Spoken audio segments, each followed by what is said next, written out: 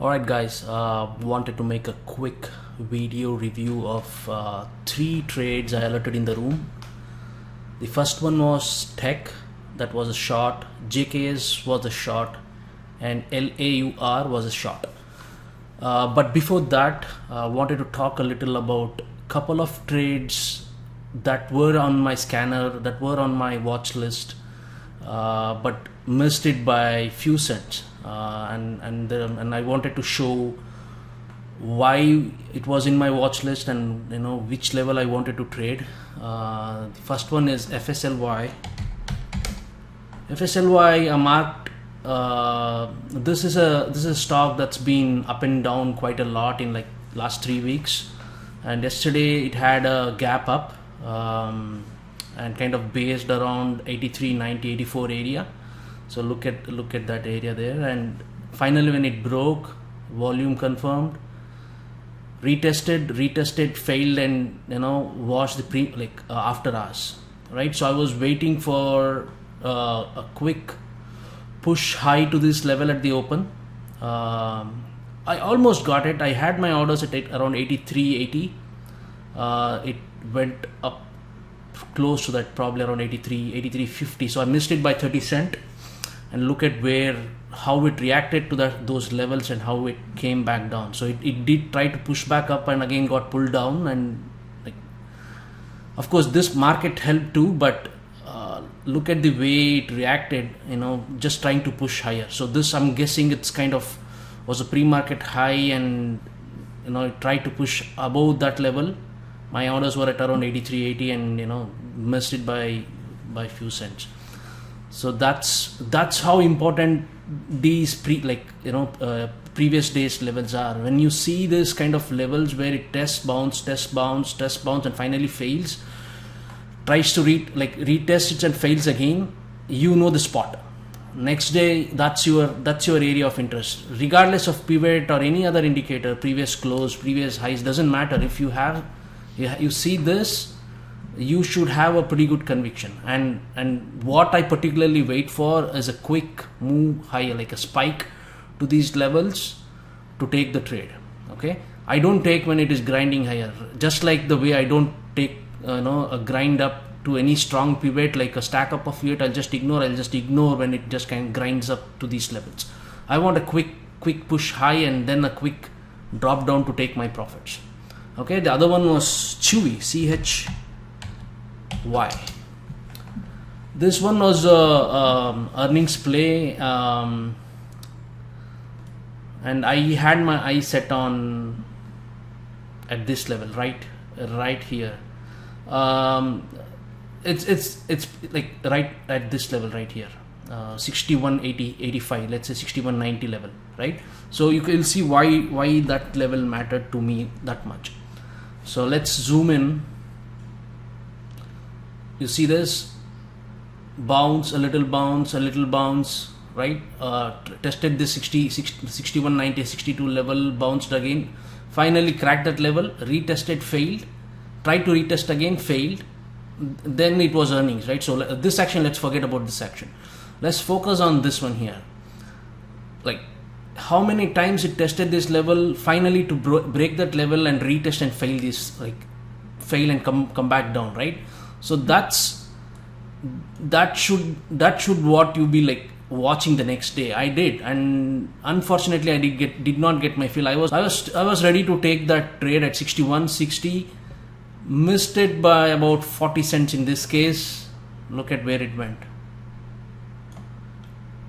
right? So I mean, I try my best to not necessarily pick try to be somebody who just I want it to be an exact spot at this price, but no matter what, whenever whichever price you I was actually could have done it with 61.90 or 61.85 somewhere there, but I was actually at 61.60, but I still did not get my fill.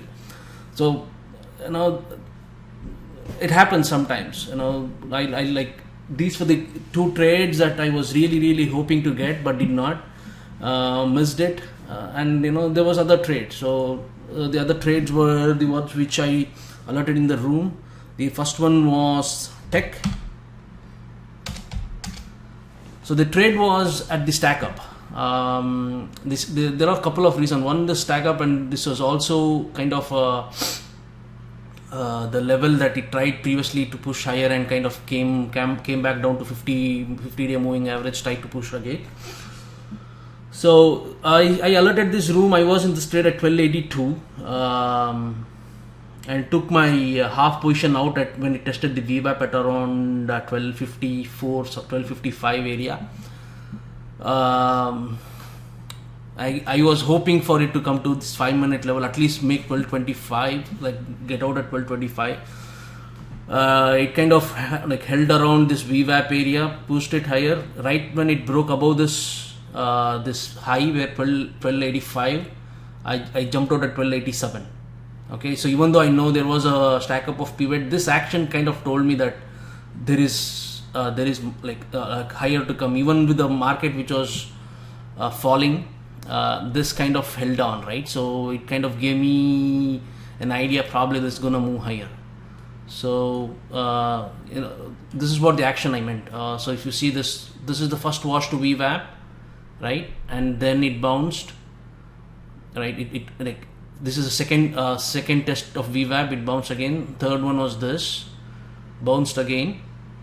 Fourth, like it. I mean, there was plenty of indication that it's not gonna go lower, right? So that's the idea behind me stopping out on the remaining half of it.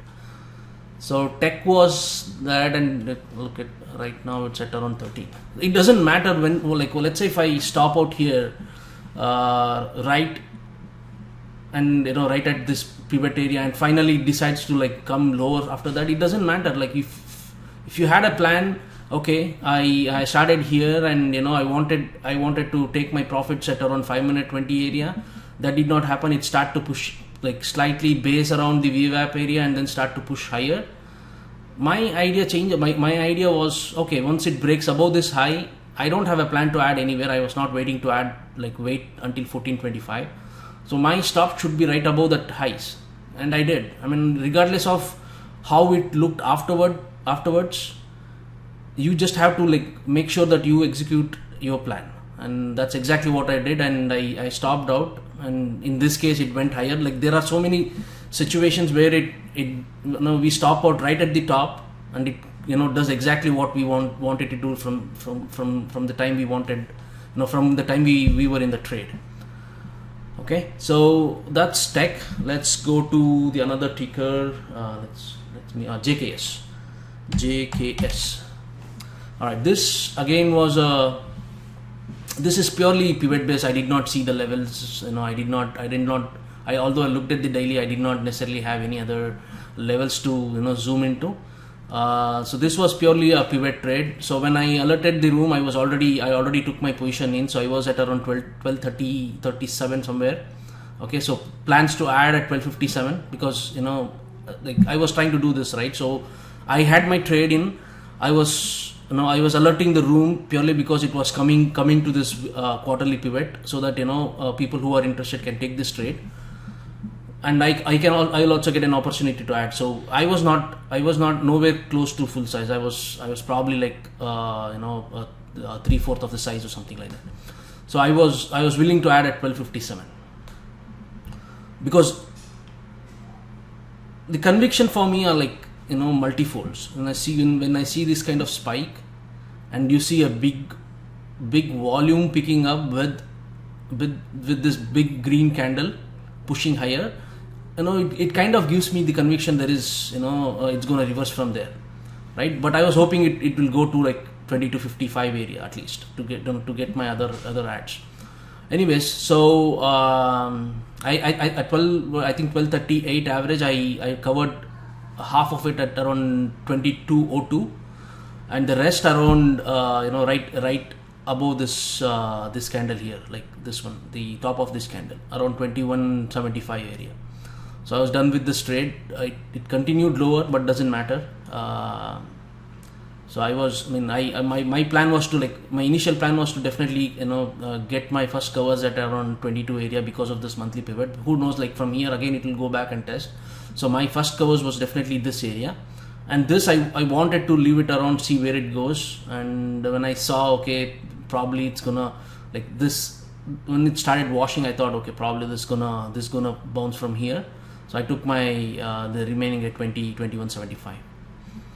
All right, so that's JKS. The other one was LAUR. I don't know how you pronounce it, but Laureate Education. Yeah, LAUR. This again was the same, like the way we saw it happen with JKS. So we saw one candle, like a bigger candle, and then a really big candle, right? So I started my position at around 1519, and thinking it probably should be going to 1570 monthly pivot too. So the idea was, I was looking at it, right when I was looking at it, it started fiercely, spiking. So I started hitting my hotkeys, and I was willing for it to go to 1570s. So where I can add further. So I think I had about half a size. I did not get my add. It went about 1540 area and then started reversing from there. Okay, so this was a pretty good trade actually, to be honest. So I got my first covers at VWAP. Okay, and the next, I think the next piece, that half piece, was around 1435s, and it continued lower after that. But again, my idea was to make about $1 on this, and I think I came close to making $1 on the remaining half piece of it. Okay, so that's LAUR. All right, guys, have a good one. Thank you.